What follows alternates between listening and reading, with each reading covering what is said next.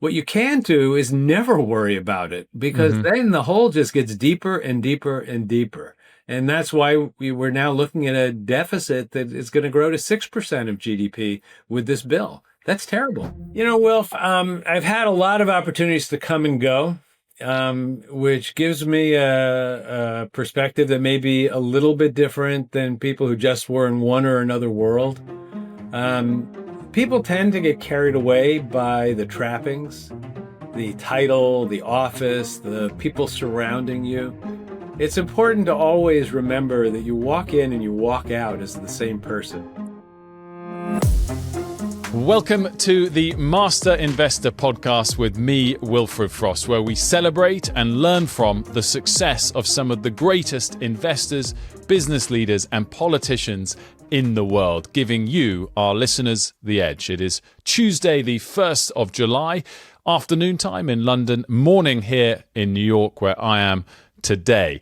US markets closed last night once again at record closing highs, shrugging off many of the macroeconomic challenges of the first half of the year. S&P 500 is up 5% year to date. The FTSE 100 up 7%. Perhaps the story of the first half of the year, though, the dollar down 10% so far this year, something I definitely want to talk to our guest this week about. I am delighted to say that joining me today is the 76th Treasury Secretary of the United States to President Obama, who also served as his chief of staff for a period, and before that, as director of the Office for Management of the Budget, the OMB, a role he also held in President Clinton's White House when they managed to balance the budget, another topic we will certainly get to. Most recently, he was President Biden's ambassador to Israel at an enormously consequential time. It is my delight to introduce today Jack Lew. Mr. Secretary, thank you so much for joining us. It's great to be with you, Wilfred. Long time no speak, and we're both in New York as it happens. I'm here in the stock exchange. Of course, I want to start on what is going on here stateside, going through Congress at the moment. The big, beautiful bill.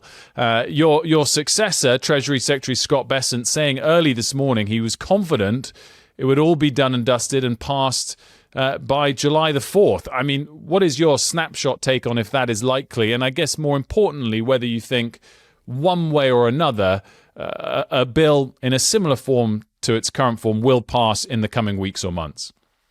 Well, if I can't tell you how the arm twisting is going to end up, my experience is that after some false starts, it usually works out. So I'm not, since I think it's not a big, beautiful bill, it's a kind of reverse Robin Hood bill. I would be happier if I could say I thought it was not going to pass, but I suspect it will pass. I think that the size of this bill and the scope of it is really quite enormous. It's the biggest transfer of income from people at the bottom and the middle to the top, in my experience. And it does some real damage to core services in this country, particularly health and nutrition programs. And we can talk more about that. And I think that's why it's challenging to get the votes together. There are Republicans who are very uncomfortable about that. So I think they do have hurdles to get over. But as I said, my experience is arm twisting usually results in deals that get it to the finish line. I want to get into some of those line items in a moment, but I guess the headline question, first of all, is your take on the size and scale of the debt and the deficit today compared to when you were Treasury Secretary. You were only Treasury Secretary quite recently, and yet the debt has soared since then. So, Wilf, the debt is a big issue. The annual deficit is an issue. And one way to think about it is, how much does it cost each year to service the debt? Right now, our debt service costs are more than we spend on national security. That's an enormous drain on resources. So as it gets bigger, it puts more and more pressure on defense, on services for vulnerable people, on all the things that government ought to be able to do. The period of time when I was in the Clinton administration, we did run a surplus, and It was hard to say no when you had a surplus, but we thought it was important to build the fiscal conditions to deal with hard times when they came so we could spend without creating a huge overhanging problem. And I'm sorry to say that in recent years, there's been less focus on that. There is a debate in the Congress right now about whether this bill is too big. My advice is that when you're in a hole, stop digging. Don't make it $3 to $5 trillion worse by doing things that are irresponsible. And that means making hard decisions. My experience has been hard decisions have to be made in a bipartisan way. Mm-hmm. Otherwise, each side can point a finger at the other. There's no bipartisan conversation going on. So much I want to unpack there, including the difficulty to have bipartisan consensus now and your lessons from the Clinton administration balancing the budget. But just quickly, first of all, presumably implicit in that answer then is some criticism for the expansion during the Biden administration as well, or not? So I have to take it kind of piece by piece. COVID was a crisis, and we spent a lot in the first Trump administration and at the beginning of the Biden administration.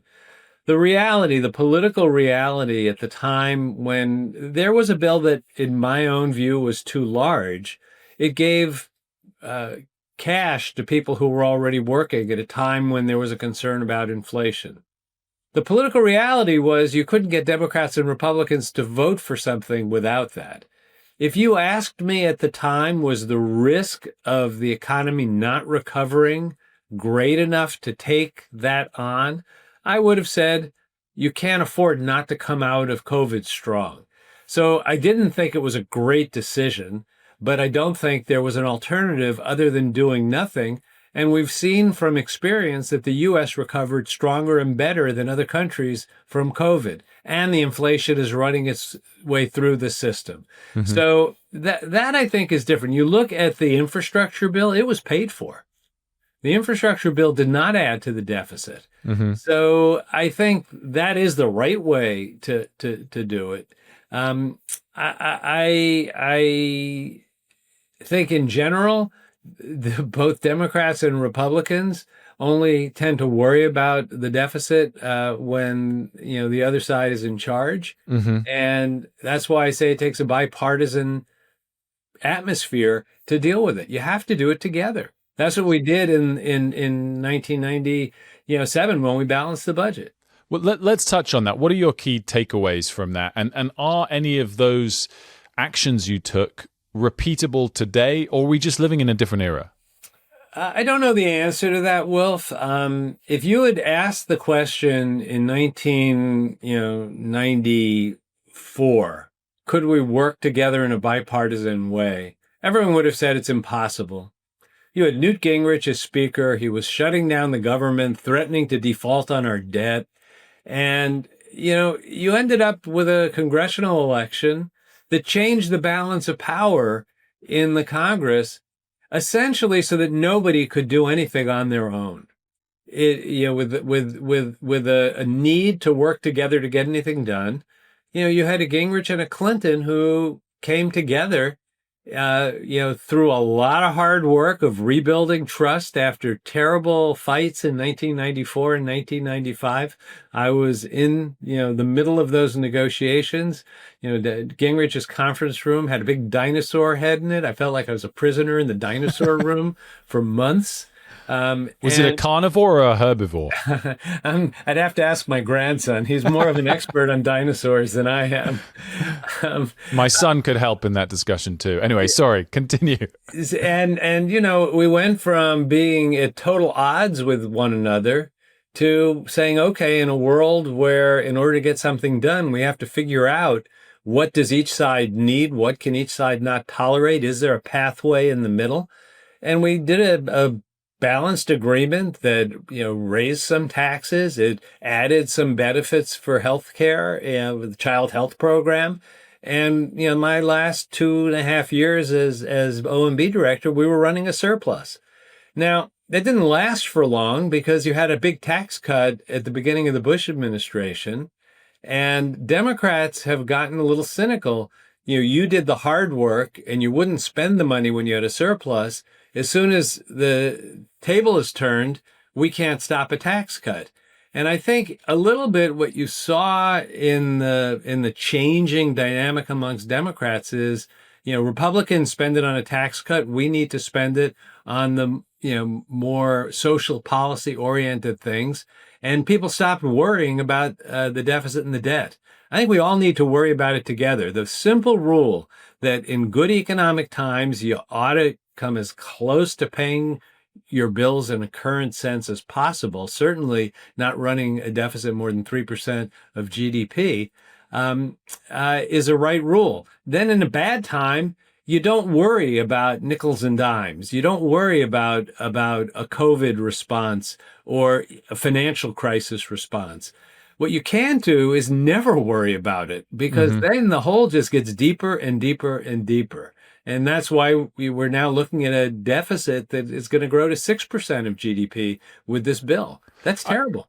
And I want to talk about the implications of that in just a second. But first, whilst we're on this sort of topic of bipartisanship, as you said, whether you're a Treasury Secretary or OMB Director, you were in the heart of negotiations. And I just wondered if you had tips for how you convince the other side of the advantage of working together. It comes at a time not just with the big, beautiful bill going through Congress, but our Prime Minister back home in the UK is having a torrid time at the moment trying to get his welfare bill through Parliament. What tips do you have for how you convince someone on the opposing team to see the light of your argument? The environment obviously matters. Not every moment lends itself to bipartisanship. Whenever the moment is there, it takes building some trust, having private conversations where you explore what it is, as I said before, you absolutely need to do and what you absolutely can't do. And you try to see if there's a pathway where everyone can agree on some things, and then the things they disagree about, avoid either putting a stick in each other's eye or humiliating each other. Whether it's in budgets or international negotiations, agreements only come when both parties can defend what they did. It can't come with humiliation or defeat. And I've never been part of a budget deal where I couldn't go out and defend it. And I often did. Going into the Democratic caucus in the House and the Senate, whether it was in the Clinton or the Obama administration, and explaining why the things that you had to do to get a deal were worth it because of what the deal did, it's hard. And sometimes people are nasty to you. It's not like you're always carried in a sedan chair. On the other hand, I've always been able to convince most of the wisdom and the benefit of the compromise. And I worked for presidents who were able and willing to make that case. As in everything else in life, relationships matter deeply. Having a counterpart that and that you've worked with in the past and knows that they can trust you and you can trust them gives you the freedom to explore ideas that might actually work, but if they were prematurely made public, would be potentially very painful to either or both sides. So you have to have a space that you can talk about middle grounds in that isn't totally off limits or poisoned. One of the things that I always counseled when I was at OMB, at Treasury, is be careful in your rhetoric not to take the things that are potential common ground someday and making them toxic. Whether it was in Social Security reform in 1983, in the Balanced Budget Agreement in 1997, in the negotiations between President Obama and Speaker Boehner, in 2011, there are going to be ideas that are hard, that if there's going to be a deal, you cannot have made toxic. And that takes self-control, because it's usually easier politics to make everything toxic. That's fascinating. Absolutely fascinating. Great lessons there for all politicians, I think. Let's talk about the implications of where we are at the moment. As you said, deficit 6 or 7% in the years ahead, continuing where it's been roughly for the last couple of years. It's led a lot of people to focus on the fact that, you know, the dollar's down 10% this year and bonds have sold off at the same time. Many people in the markets are kind of terrified about what that's hinting at. Does it scare you? You know, there's something very unusual going on now. The U.S. economy is actually doing okay. It's kind of been chugging along. Employment is staying high. Inflation hasn't gotten down to 2%, but it's hovering in the mid twos.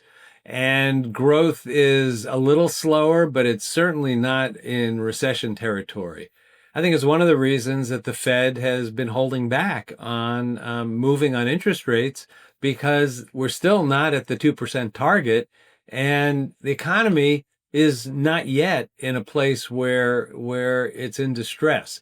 So you have to ask, why is the dollar weakening right now? In my experience, I've never seen this before. It's a result of policy chaos in the United States. From the trade policies to the economic policies.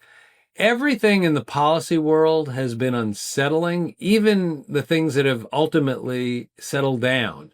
I mean, you can say the massive tariffs never happened, but it sure sent a shockwave through the world before they were suspended until this next week, pending further negotiations.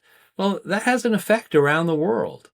And meanwhile, back at home, we're working through a budget debate where the only direction is for the deficit and the debt to go higher.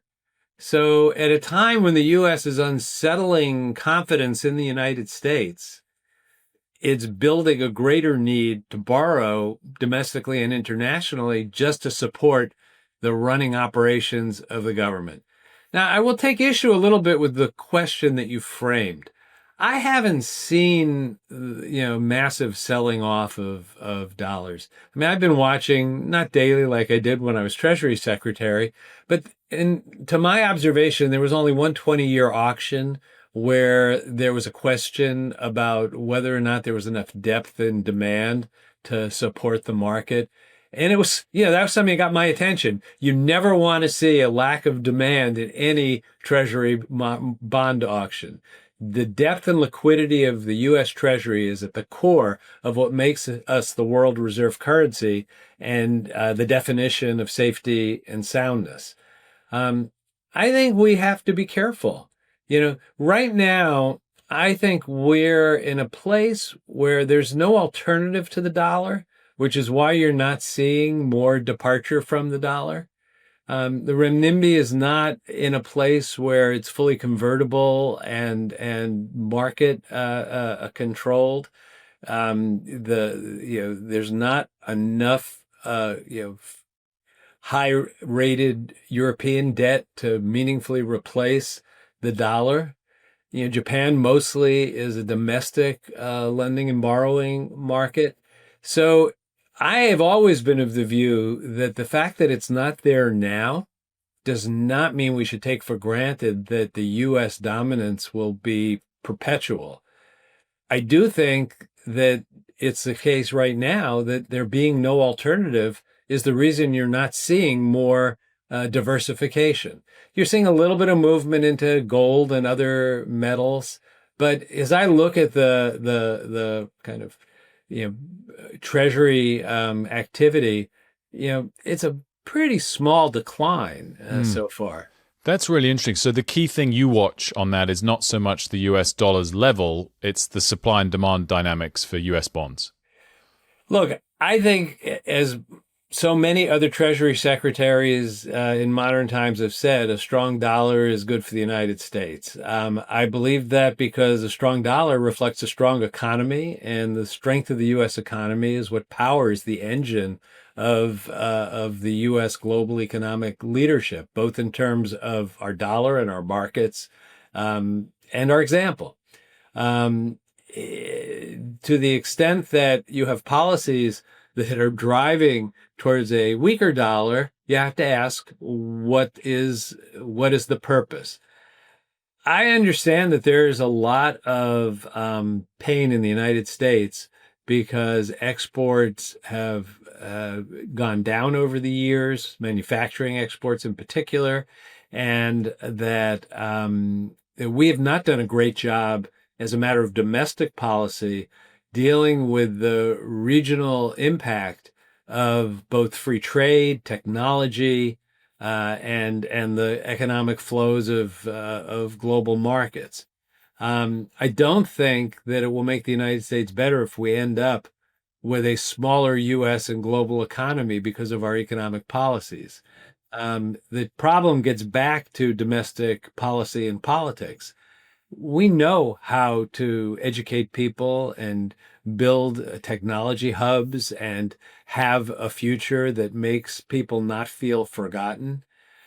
I think that what you're seeing in terms of the current administration's, policies that tend to lead to a weaker dollar are in part motivated by a desire to increase American exports. I don't think that's likely to be the result. And I think it's going to come back to what I just described, understanding how do you have demographic and place-based policies that deal with disruption in an economy that frankly is more disrupted by technology than trade. What we can't do, Wilf, is be indifferent to it. And I think that one of the reasons for the political anger in America is that the inability to put together a bipartisan approach to deal with the problems of people who have borne the burden of disruption leads to a sense that people are not seen. Mm-hmm. I have never stopped seeing those people, but I will tell you the only time you could get a political conversation into high gear was when you were trying to pass a trade bill. Other than that, there was no bipartisan conversation about what do you do about this. Mm-hmm. And dealing with it with kind of seesawing policies that don't solve the problem doesn't address the feeling that people are overlooked. Really, really interesting. I want to pick up on that in a second for the long-term future of the Democratic Party. But just one final question as it relates to the dollar. What is your view on President Trump's regular, very pointed commentary towards Jay Powell? Look, I think in general, independent central banks are critically important. As Treasury Secretary, one of the things that I would go around the world advising other governments is, if you look at history, independent central banks have served their purpose very effectively, and interfering with the independence of a central bank doesn't end well. So that's a general proposition. I'm not going to get into commenting on the personal dynamics, other than to say I have the highest regard for Jay Powell and think that he will be remembered as having managed through multiple crises very effectively. And, I watch commentators every day knowing better. But I don't know another central bank governor did a better job with a soft landing from a tough crisis. Well, as you know, I'm heading downstairs to be one of those commentators at 10 a.m. on CNBC. So I'll hope not to get in an area of criticism from you on that. Just on that, you mentioned Jay Powell. What level of regard do you hold Scott Bessent in? I mean, he's got a tricky job. There's lots of voices in the room. What do you think about the job he's done? I don't know him very well. He does have a very difficult job. It's the job of the Treasury Secretary always to be the sober voice of reason when there are easier arguments to be made, either politically or in terms of just ease of satisfying different constituencies. He has to, on the one hand, represent his president and the policies of his president, but he has to be willing to go in and say when he thinks something would end up very badly. I don't have enough visibility into the day-to-day conversations to comment on how well he's done, but I do think that on the trade policy, he's become, the public face of trying to walk back from the policies that would have just done terrible damage to the U.S. and global economy. I don't know where it ends. In the pace of developments in this administration, whatever I know today could change tomorrow. The events over the weekend with Canada were kind of head spinning. We don't know where things will be on July 9th when the different negotiations settle down, or what we posted on Truth Social. So he has a hard job, because it's not like you set a course once and stick to it. It's a daily challenge. I think it's early to know what the results will be. I don't agree with the policies that he's promoting in terms of our fiscal policy, on the bill that's going through Congress. But frankly, that is the kind of difference between perspectives that is more normal. I want to touch on the Democratic Party, obviously fresh off the New York mayoral primary last week. Overall, for the party, is it important now to back someone who's won the primary fair and square overall? Or as you look ahead, particularly to who might be the presidential nominee in a couple of years' time, is the party moving further to the left, the far left, I think you could say? Is that a mistake? I have never been involved in the political side of politics to comment on things like that. But do you believe socialism would work for America? I think the policies that he's outlined are not policies that are good for New York. He's running for mayor of New York, and I worry deeply, having spent most of my life in New York, about a city that I call home. I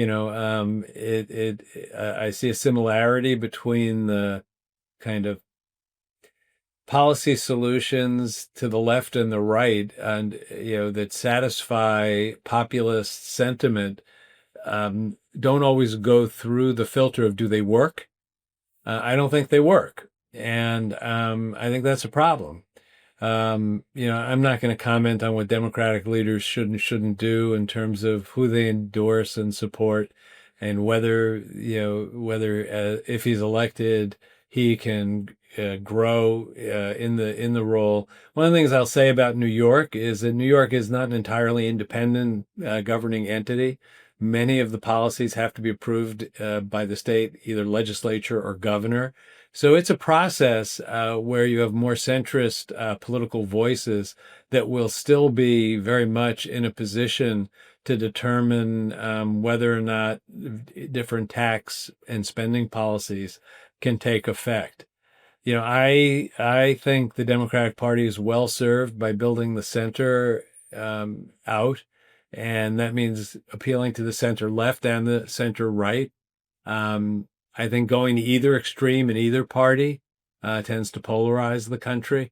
So that's my own personal view, but I really can't speak to the party politics part of it. A lot of wealthy people have left New York in the last 5-6 years, whether it's to Florida or other lower tax places. Obviously, the SALT deduction was a big factor there. If he becomes mayor, do you think that would continue or pick up pace? Look, I think it's a trend that's been going on for a very long time. In my private conversations, I've heard many people refer to when their youngest child graduates high school. So I think people have been thinking about this in terms of their life planning, because you can arbitrage tax jurisdictions. You do have to live in the place that you're paying taxes more than half the year. So people are going to have to want to spend half a year in one of the low tax jurisdictions. And New York doesn't let go of you very easily. So they actually check. I don't think it's new, and I don't think it's good for the city. So I hope it doesn't accelerate. One of the things that makes New York work is having a broad population, where in tough times people stick together and pull together. We got out of the financial crisis in the 70s by having, the business community and the labor community come together to save the city. That was the learning experience that shaped my view of how municipal politics should be. Two things as we wrap up. Back to business. Back to what you've learned in your career, Mr. Secretary. Do you have for our listeners an overriding piece of advice, whether it's people in leadership positions in business or in politics? Your number one tip in that area? Wilf, I've had a lot of opportunities to come and go, which gives me a perspective that may be a little bit different than people who just were in one or another world. People tend to get carried away by the trappings, the title, the office, the people surrounding you. It's important to always remember that you walk in and you walk out as the same person. If you don't, you're not going to make good judgments, because you can't do things just to hold on to the office or the trappings. You have to do it because you think it's the right thing. And when you leave, you have to be yourself, because the things that are your life are better if you do it that way. Well, on that note, I'm sure you're heading off for the 4th of July weekend to celebrate the best parts of life and family. And as you know, on this podcast, we celebrate the special relationship, and it's a transatlantic mix of guests and listeners. And so I'd like to wish you, Mr. Secretary, and all of our American listeners a very happy 4th of July. Thanks, Wilf. And my grandkids have already made sure that our flag is out. Mr. Secretary, my sincere thanks to you for joining me for this extended conversation today. It was an absolute pleasure. Next week, we will be joined by the legendary British investor and founder of GMO, Jeremy Grantham. Please remember that nothing you've heard in the Master Investor podcast should be considered direct financial advice. There's more information on that in the show notes. The Master Investor podcast is produced by Paradigm Productions and Master Investor Podcast Limited in association with Birdlime Media. If you've enjoyed the show, please subscribe and leave us a 5-star review. See you next week.